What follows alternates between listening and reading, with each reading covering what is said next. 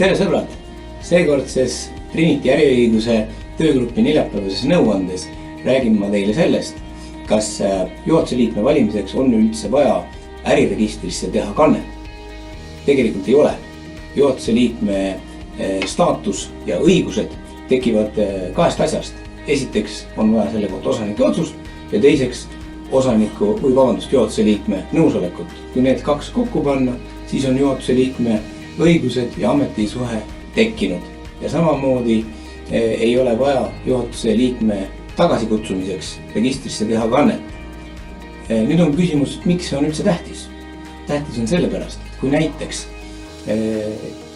juhatus on kaotanud osanike usalduse, siis kuidas ta saada pangast maha võtta? Äriregister ei ole selle kohta veel kannet jõudnud teha.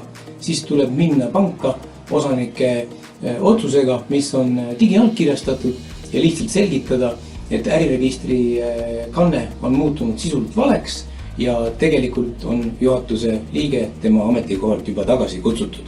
Või samamoodi, kui äriregistrist ei ole veel jõutud sind juhatuse liikmena kanda, siis võib minna firma nimel notarisse või panka tehinguid tegema, võtad kaasa osanike otsuse, mis on digiallkirjastatud ja pead olema natukene veenev ja selgitama, et minu õigused on juba tekkinud osanike otsusest.